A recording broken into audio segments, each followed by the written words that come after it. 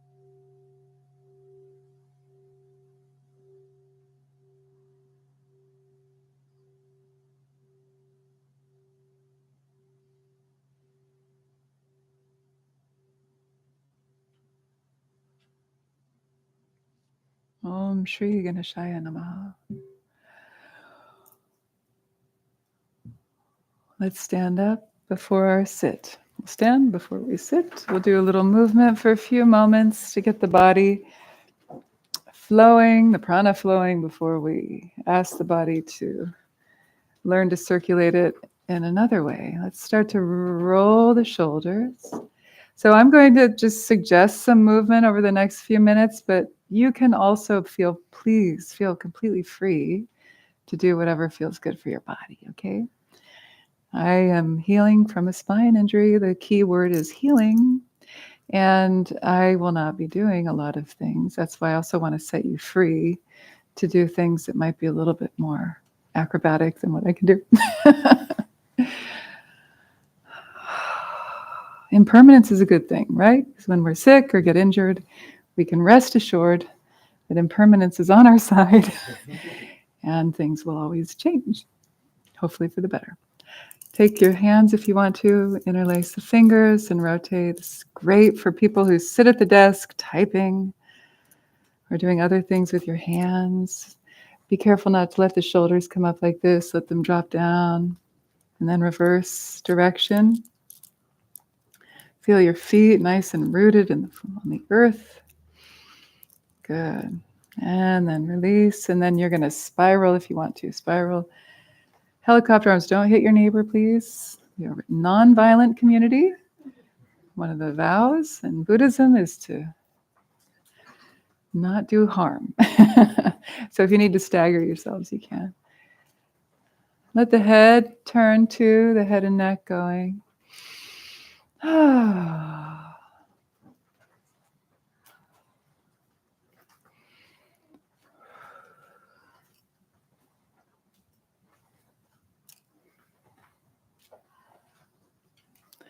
Last one to each side. Coming down, then just rotate the hips, circles in space. Let the whole upper body be soft, relaxed. The arms are dangling.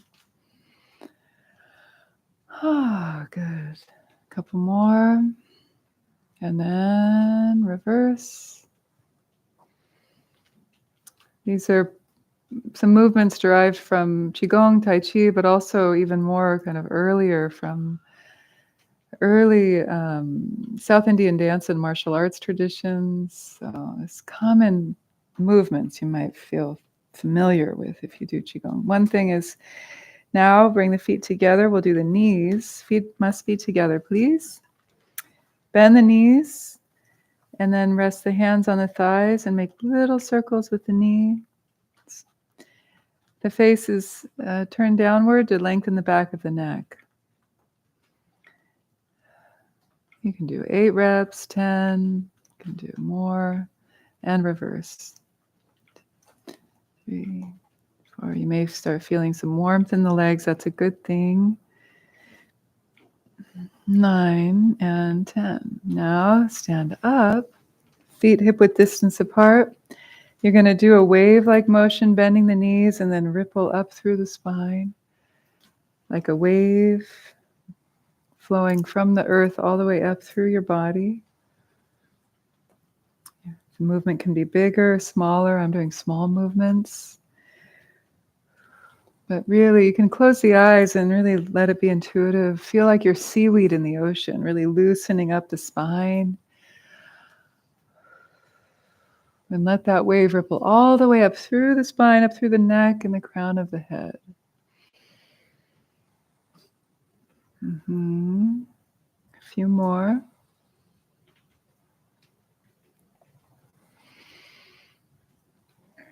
Good. And then the next move, maybe I'll come like here. So I'll show you from the side. I don't know if you guys can see me, but because the harmonium's in the way, these are the feet. So you're going to stand on your left foot and then put the weight on top of the right toes, and the foot is a little behind. Yeah, you can come off your pad. And then rotate to the right, making circles with the ankles. This is great for the lymph and the blood, the ankle, the toes. key here, so you don't fall over, is to draw the navel back towards the spine and lift up and through the crown of the head. And then reverse. The arms are just dangling down by your sides.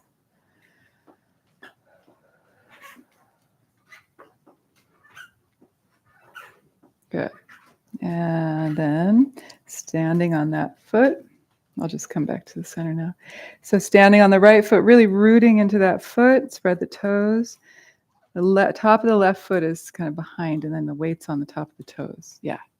And then start to circle to the left. 1, 2, 3. You're going to want to move your zafu, my darling.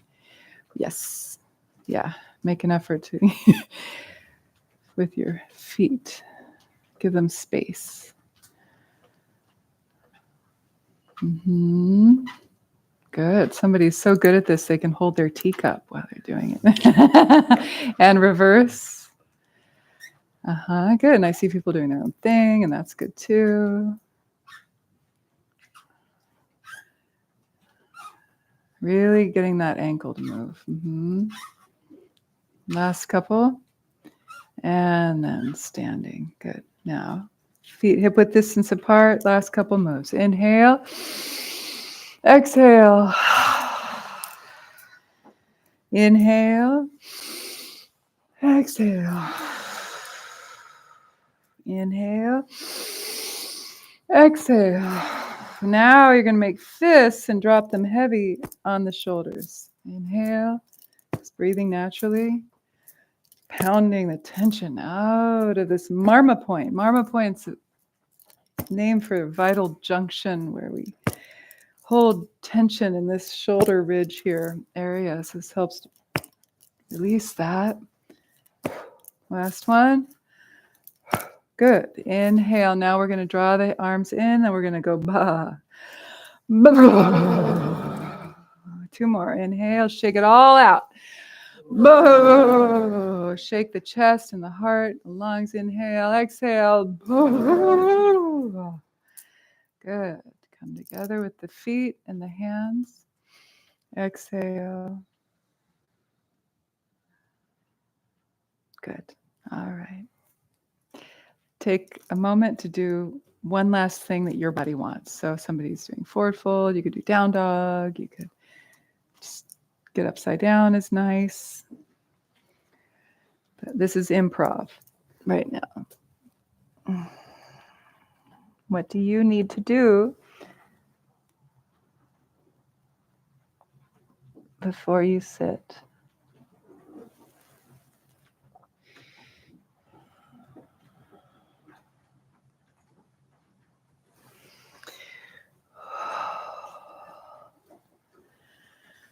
And then come down and find a comfortable seated position, chair, cushion, or if you want to lie supine, you can do that as well, just finding your space. We're going to do a 30-minute sit.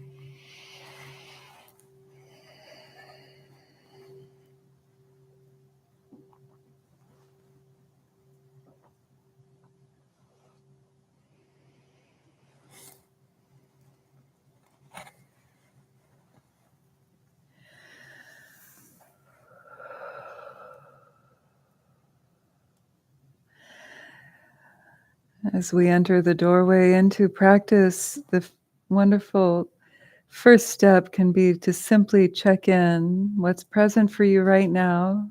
How are you feeling? What's the sense of the internal atmosphere, and without trying to fix it or change it, just bringing awareness to that.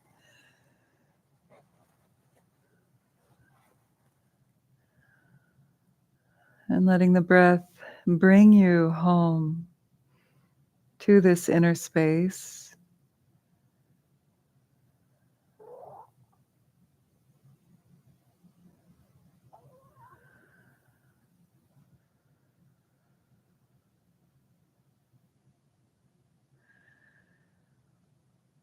And then you may be aware of certain areas of holding or tension, and with the out breath, let those areas melt as much as possible, as the face, the jaw, the throat holding tension.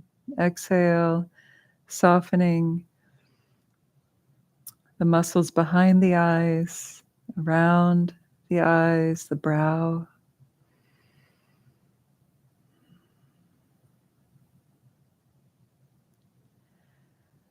Letting the lower jaw release away from the upper jaw. The lips can be closed or just slightly parted, enough for a little bit of space, like the space of a single grain of barley. And the breath can move through the mouth and or the nose.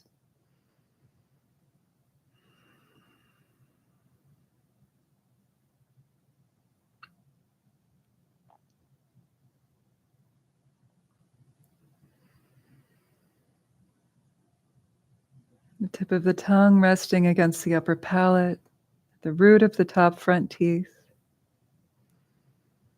And then feel the tongue, the root of the tongue softening down, descending towards the heart center.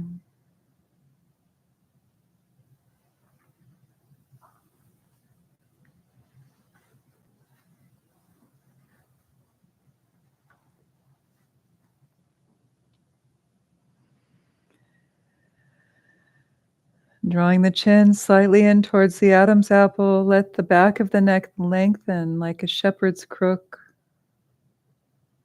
softening the shoulders down away from the ears. Chest lifted slightly. Notice if you're slouching, sitting up nice and straight but not tense.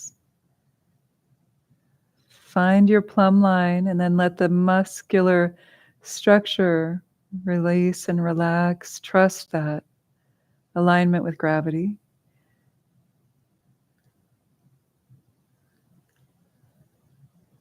Notice if you have any tension at the belt line, around the belly, the sides, and the kidney region. Soften with each out breath. And let that, the kund, which is the vase of the bowl of the pelvis, receive the pouring in of the breath, and let go with the pouring out of the breath. You may feel it as the belly moving forward with the in-breath, and then releasing back towards the spine with the out-breath. But without forcing, let it be natural.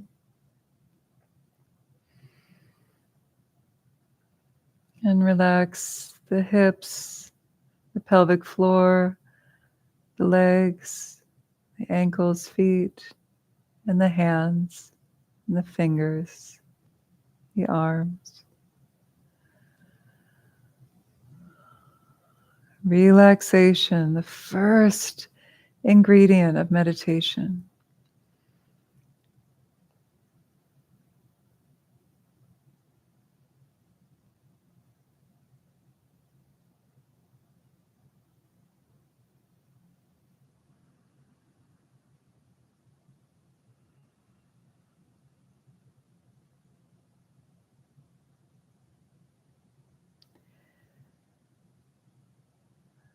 And very gently turning towards the breath as your primary anchor, feeling the natural smooth, silky softness of the in and the out breath, nourishing you, easing you into a deeper state of concentration, of relaxation.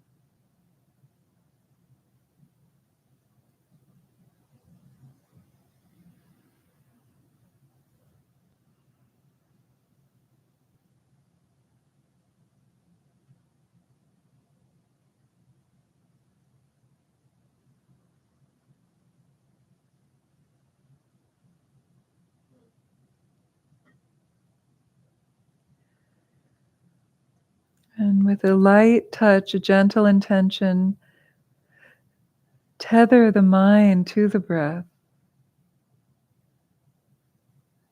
Almost like two lovers reunited.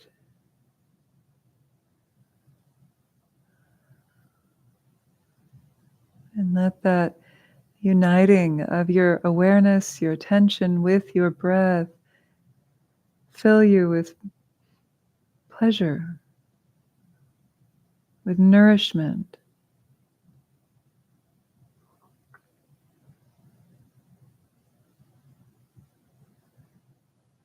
The deepest sense of satisfaction. There's nowhere else you need to turn.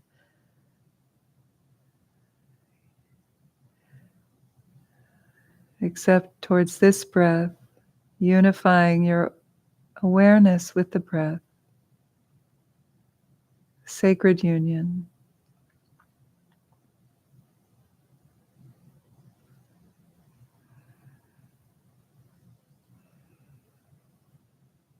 And let yourself melt.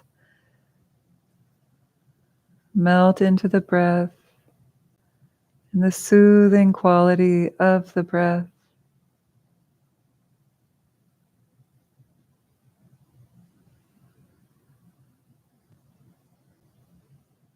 And if it helps, you can say this gati, this phrase offered by the Buddha to help keep you in this experience.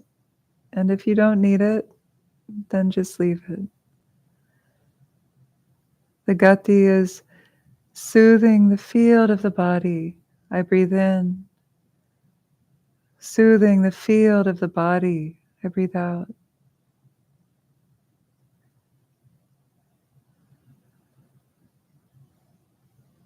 You could shorten it to soothing body. Breathe in with the in-breath. Soothing the body. Breathe out with the out-breath. Silently tethering the mind with the in and the outflow of the breath with these simple words. Giving the busy mind something to do that keeps you in this moment with the breath. The spaciousness, relaxation, and the feeling of soothing. Soothing the field of the body, breathe in. Soothing the field of the body, breathe out.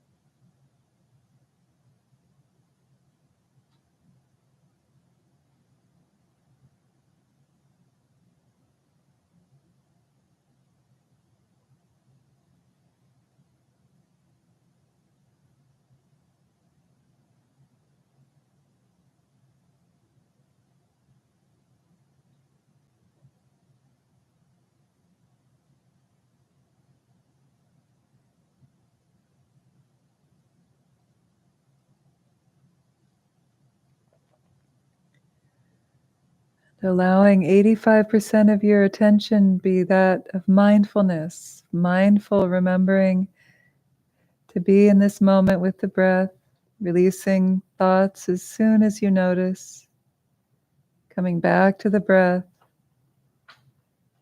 and 15% of your awareness be that of introspection.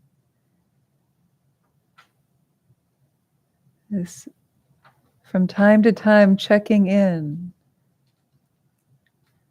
How am I doing? Am I lost in thought? Am I sinking into dullness? And then adjust accordingly, not too tight, not too loose. Mindfulness and introspection.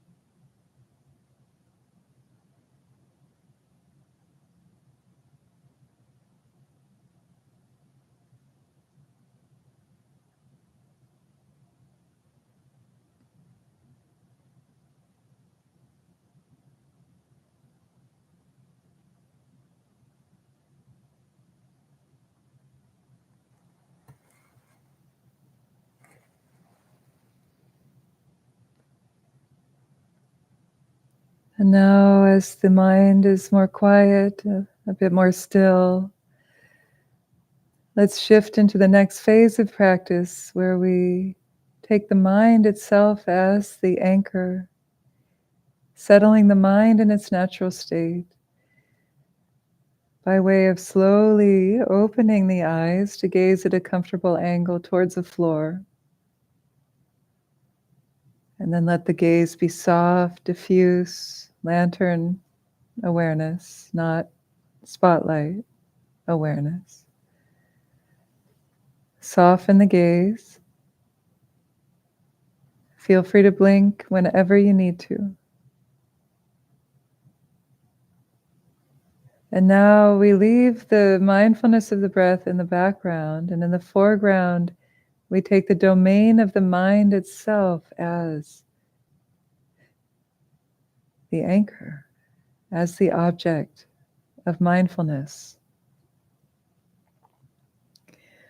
And then within this domain of the mind, we observe thoughts arise, abide, and dissolve, the source, location, and destination. And yet they have no solidity. We recognize the impermanent, empty nature of thought, memory, perception. Stabilize instead this experience of the vast domain or the space of the mind within which all of these appearances arise and pass.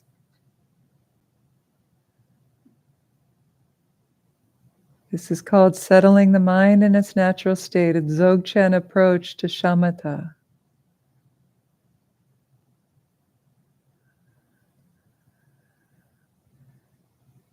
Most of your awareness is mindfully attending to the domain of the mind, and from time to time, introspectively looking, checking in, and then applying the antidote, releasing distraction with the out-breath.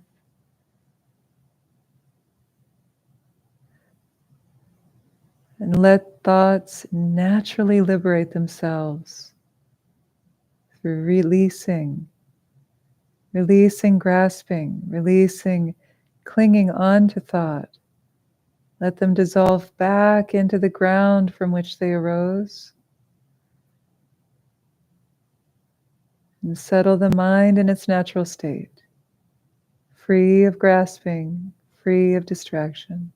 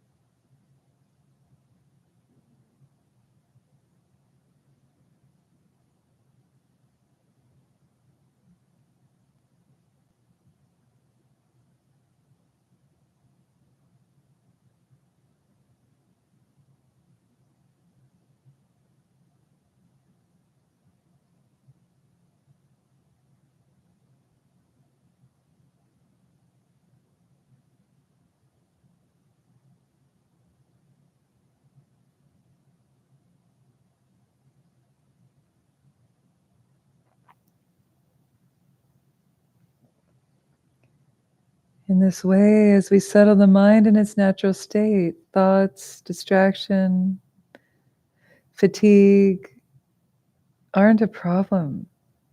We simply observe all of these experiences, these phenomena, as mental or physical or emotional events arising within this space of the mind.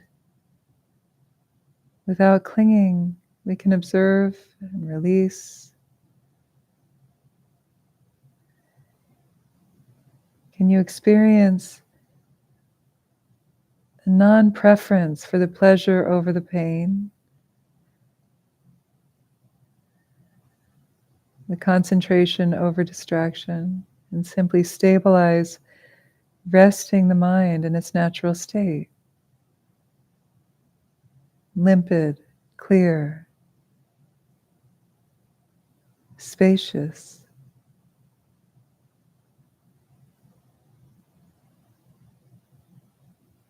And stabilize that, resting in the space between thought.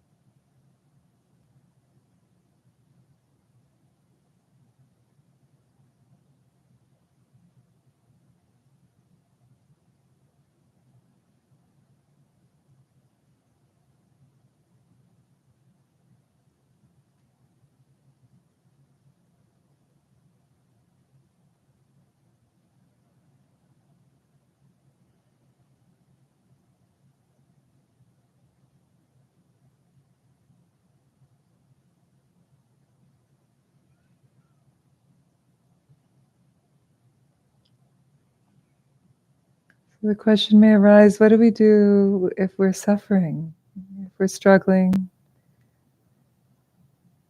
Various ways we can work with this in meditation. One is to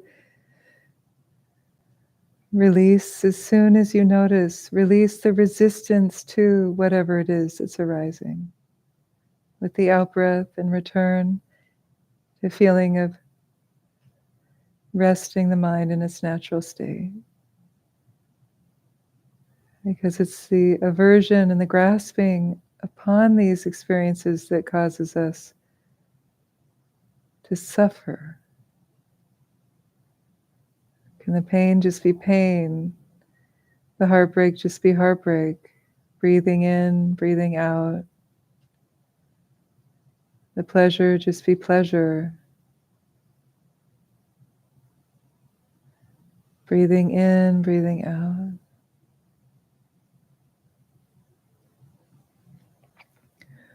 Or from time to time, we may turn awareness to look back in upon itself. Look at the looker. Turn that outward projecting flow of senses and thoughts. Use that momentum, but to turn the mind to look at mind. And question, is this true? Is this thought solid? And then a layer deeper, who's asking? Mind turns to look at mind. You may experience a natural liberation of thoughts, natural liberation of a struggle, a natural liberation of projection, endless fantasy. Turn the mind to look, not finding anything called thought, or the mind itself even. Then release and settle the mind in its natural state once again. Turn to look at that suffering. Turn to look at that bliss. Look, and then release distraction and rest. Rest in spacious awareness, free of center, free of periphery.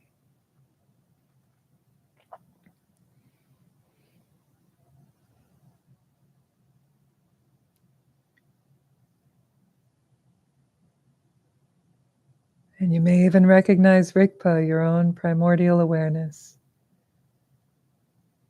the womb of totality, the empty, luminous nature of the clear light of your own consciousness.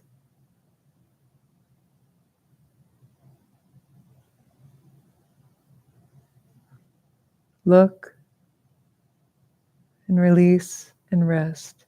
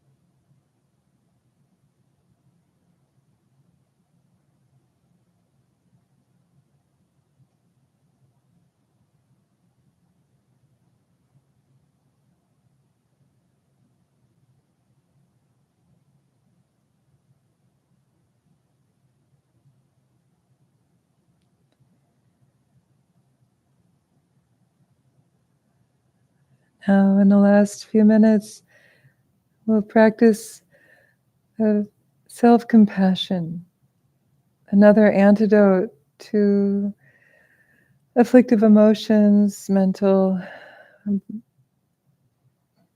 reruns, challenges in meditation, and the expression of the Tonglen, sending and receiving. And we'll do this very simply by turning towards any aspect of your experience that's been perhaps challenging in the sit or in your life, in your day, and turning towards it. And with the next in-breath, draw it into your heart space where there's an orb of golden light like the sun. It's the warmth of your own love and compassion. And then exhale, just soften the resistance, the judgment, whatever you have around that feeling, and let it come home and just be there with yourself. Inhale again, drawing it in, welcoming that feeling home. And then exhale, softening, just letting it be, letting it be. Inhale, welcoming it home like one arm, and then the next, embracing it.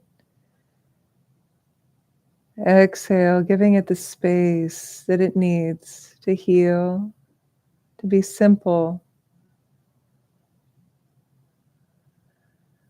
Inhale again, free of the story of why and how and everything. Just let the raw feeling be felt. And then exhale, soften in this capacity to feel care, spaciousness, compassion for yourself in this moment.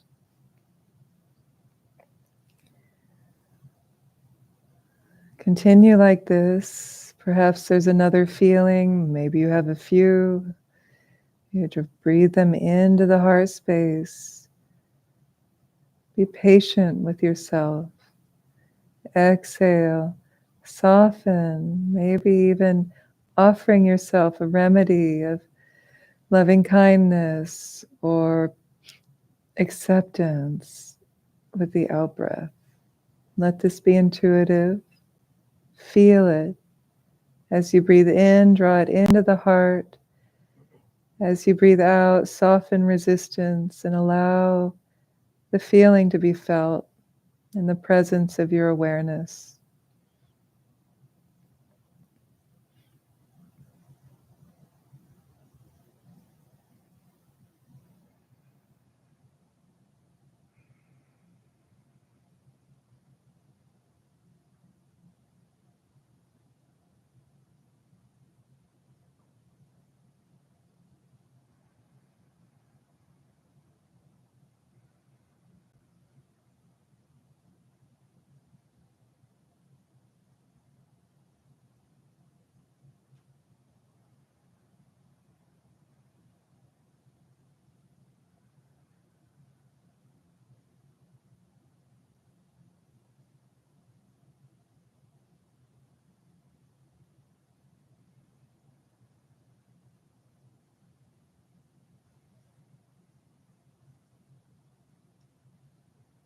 The eyes can be closed now.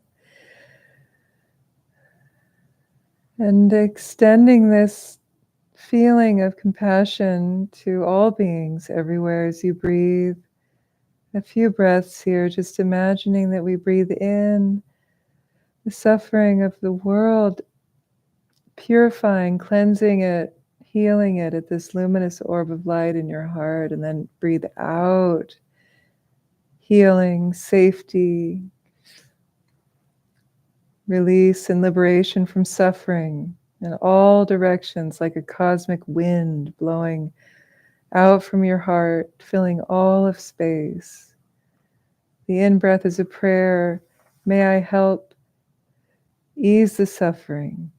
The exhalation is a reinforcement of that prayer. May all beings be free of suffering, strife, poverty, war, and feel that wind of compassion, blowing and clearing all of these areas around the world that are experiencing suffering now.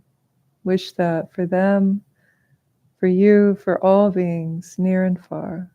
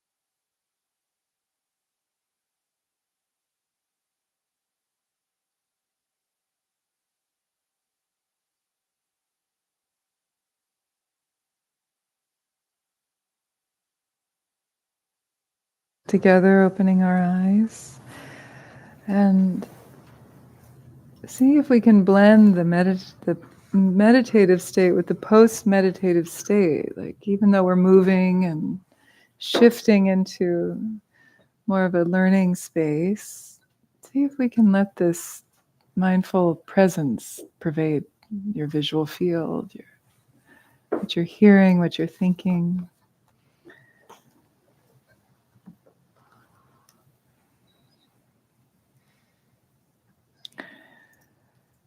So, building on what we did last week, I guided you through familiar territory if you've been coming regularly, where we start with the breath awareness and then we shift into the eyes open.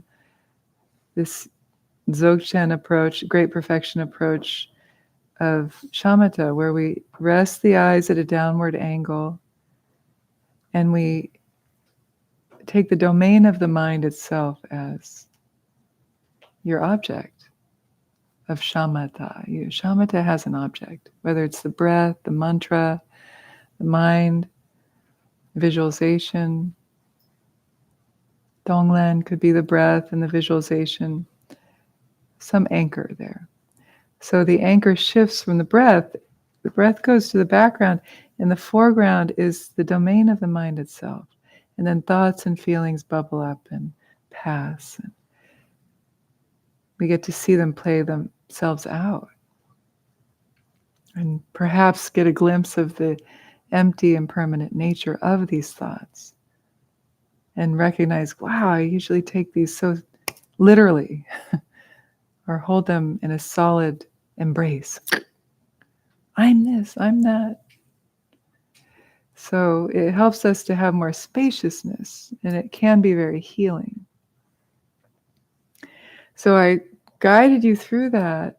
And this takes us into the second aspect of this slogan number 44 that we were doing last week. Train in the three difficulties, remember? Train in the three difficulties. So The first of the three that I helped and we explored, helped unpack, is mindfulness and introspection. Remember, 85% mindfulness, 15% introspection from time to time. The mind turning back and looking, how am I doing? Am I completely spacing out? Am I doing pretty good? Or am I falling asleep? So the introspective quality of our mind, we all have it, helps us turn around and say, hey, what's up? Hey, Chandra, how's it going? Are you flailing or are you locking in? If it's good, you just let it go. You're not introspecting the whole time. It's a little tool from time to time. We could do it throughout our day. How am I doing? Am I lost in the reruns? If it's good, then you let it go. If it's not so good, if I'm tense, then I relax.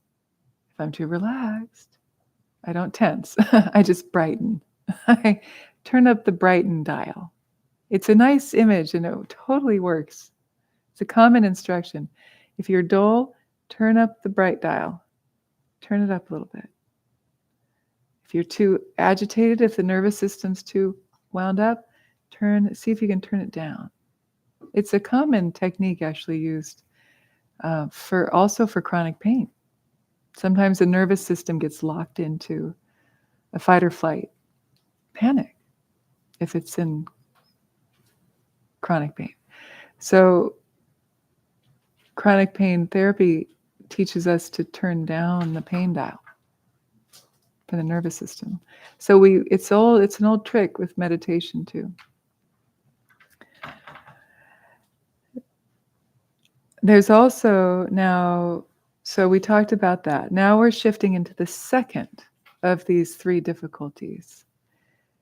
This second approach that we train when we're working with the mind is averting. Averting. Like averting the flow. Like there's a flood, you avert it. You avert the river to fix something else that's out of balance. Too much someplace, avert to the new place. And there's also kind of averting / applying the antidote or remedy. So this is the second of the three training in the three difficulties. And so there's some different instructions here, and I actually took you through them in the sit already. So the talk doesn't need to be super long because you've already experienced. So the first aspect of averting the flow is to see the distraction, see the clinging, see the tendency of the neuroses, whatever it is, see it coming because you have some mindfulness, right? So if you have some mindfulness, then you can kind of see it coming. Not always. Sometimes we see it going. It's already happened. Either way is good. But if you can see it coming and then not get swept away by it. Not get swept away by it. So when you see a thought of jealousy, anger, judgment, desire coming, for example, when you see it coming, think, I see you coming. Or like the Buddha said, I see you, Mara, where he recognized the so-called evil one who was trying to tempt him off of his trajectory of awakening. Why? Because that's the ego death. Ego doesn't want to die. Ego's like, let's do everything we can to avoid total annihilation. But we're here to annihilate the ego, right? Because there's beauty on the other side of that. We get to unify with the vast ocean of awareness. That's our true nature. And then we can have the ego come along for the ride, but we're not a slave to the ego anymore. Most of us, the ego is running the show. And ego is kind of a lame word, actually, honestly. Like in Tibetan language and Buddhism, this word that has been translated as ego in Tibetan is actually dak dzin, which means self-clinging. So actually what we're trying to heal or annihilate is the tendency to cling onto a separate sense of self. It's an illusion. We're clinging at a mirage anyway. So it's a waste of time. So the Buddha taught a lot on non-self and all of that. All of that stuff. I already talked about that in classes gone by. But I want to get through this. So another approach is also to, and this is a part of it, of the prior see it coming, is to recognize it. Recognize it as it arises. And then apply an antidote and avert the energy by moving out of its path. That's an interesting thing. You're like, whoa, I see you coming. Okay. I didn't get hit by the arrow of, the self-critic. Oh, that's a common theme. see. It's kind of like always dodging bullets. Was it like Galaga? What was that video game in the 80s? Galaxa or whatever it was called. Galactica. Yeah. See you coming. Whoo, whoo, whoo.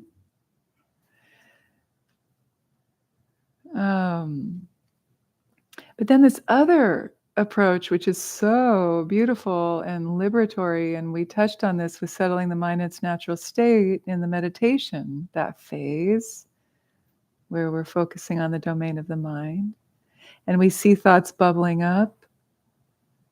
And often, maybe not all the time, maybe not in the beginning, if we just can see it, bring awareness to it without clinging onto it or averting it, pushing away. I mean, it has this ability to naturally liberate itself.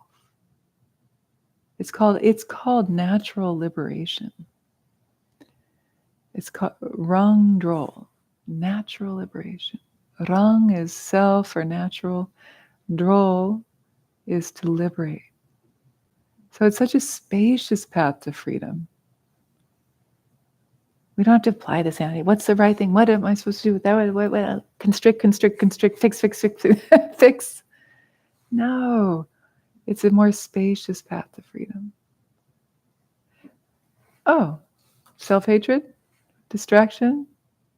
I'm just seeing it bubble up just like everything else, clouds in the sky, and then dissolving.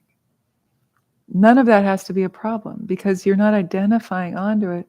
You're resting in the space. If anything, you're identifying with the spaciousness of mind itself and allowing thoughts to bubble up.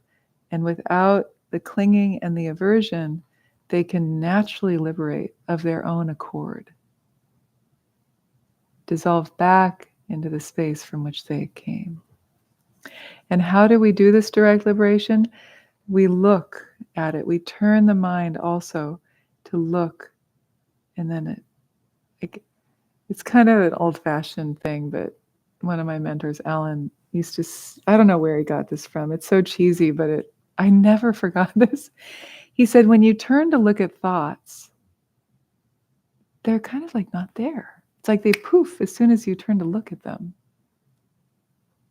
Have you had that experience? And it's like, he says it's like chasing after a bashful maiden. Chasing, turns a corner, poof, gone. You can't get her. It doesn't exist. I don't know. What is that? It's such a crazy thing. I don't know where he got that. But it's like, we're buying it until we actually say, wait a minute, who are you? And then it's like, it dissolves like a phantom. And it sounds easier than it is. Then other antidotes, of course, are therapy. Or like self-compassion.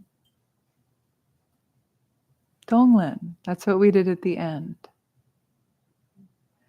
Sometimes you can't just naturally liberate something that is so like got you by the jugular. So sometimes we need to, wow, this is hard, and practice, train up in Donglen for the self, sending and receiving like that inhalation, bringing that feeling of whatever you had, that was challenging you, breathing it into this luminous light of love or capacity, Buddha nature in your heart, and then breathing out, just letting it be, giving it that spaciousness to release the resistance or the judgment around it. It can be very healing. So Tonglen is another way to avert the flow. And we've been learning that a lot in these mind training slogans, because that's really the main practice in the mind training instructions. These famous teachings, these one-liners. The main practice is Tonglen, sending and receiving. Sending loving kindness, compassion, taking in the hardship, whether it's your own or others, and be willing to at least aspire to alleviate the suffering. It's a very transformative thing. And again, something I've taught on a lot, so I'm not going to go into too much detail. The last suggestion in this category of averting or applying a remedy is to study these instructions of the mind training. Go back over them. Memorize some of them that really speak to you. When the world is filled with sorrow, transform all felicity and adversity into the path of Bodhi, of awakening. That's a slogan, an instruction. You could memorize that and think about it. How do I do that? Like, how can I take it all onto the path? Or another slogan, examine the nature of unborn awareness. Okay, that's something to think and feel into. Can I turn and look and rest in that? Does anybody have a favorite they want to offer up that's coming to mind? Some of you are newer. You haven't been here for the 43 prior slogans. Do you have one that speaks to you?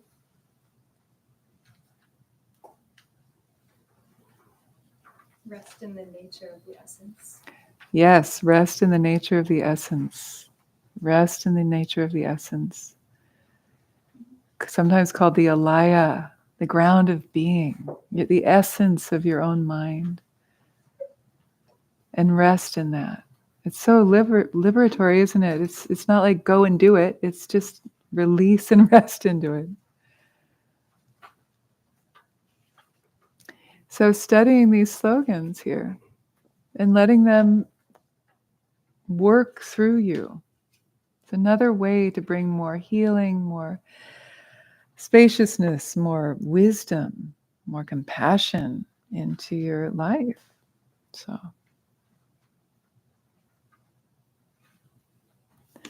anyone have another one? There's so many good ones. Just kind of a hint. The first 10 are the really juicy, but then the other ones are good too, you know.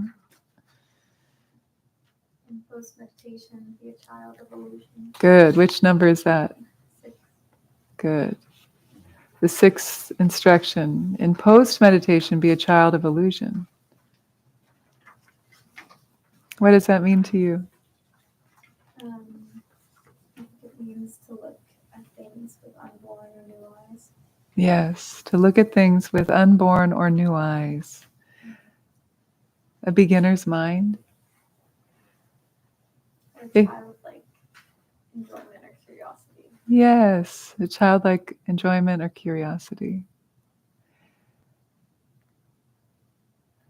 And that's in post-meditation. So it's like in meditation, we're cultivating certain qualities, samadhi, compassion.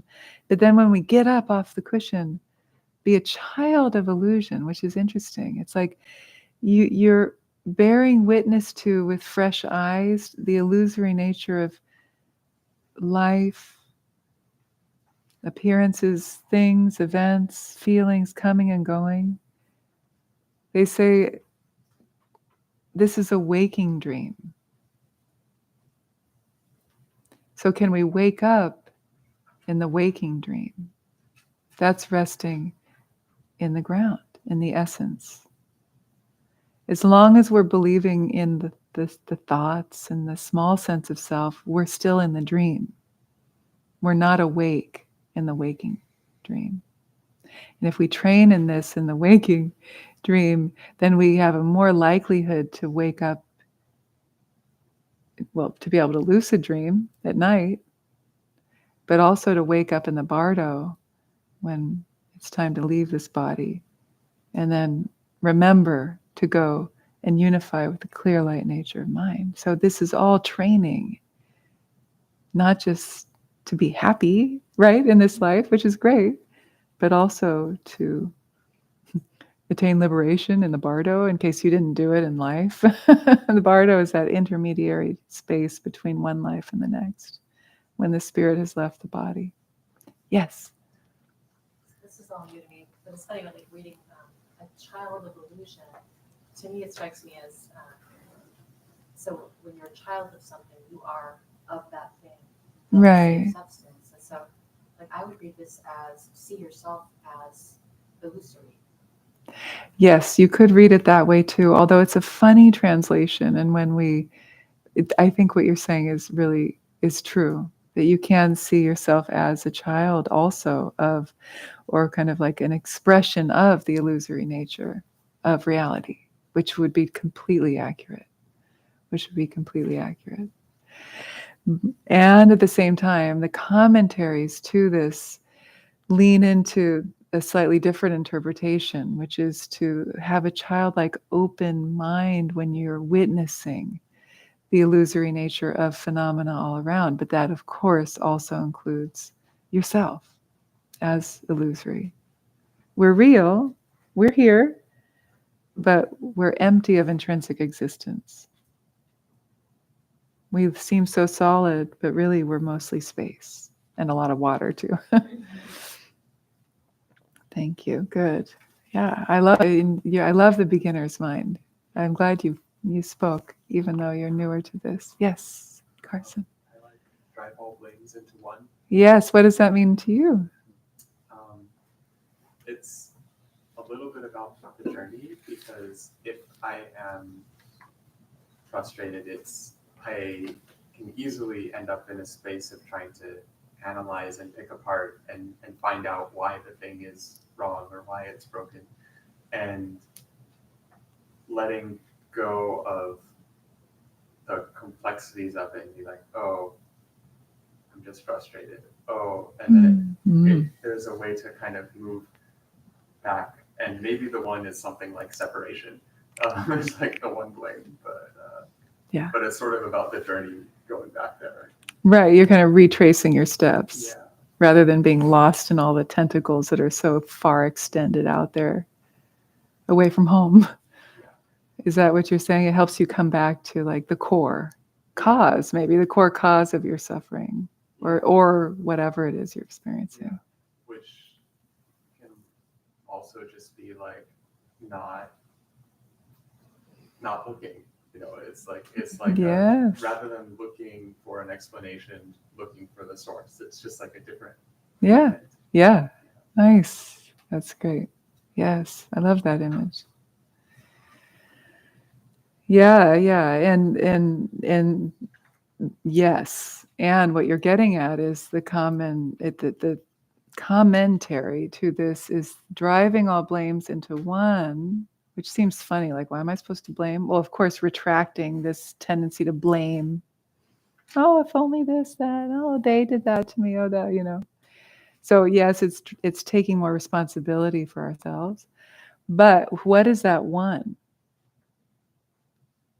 I mean, we were sort of dancing into that a moment ago. Do you remember what the one is? Self-clinging. That is the source. Good.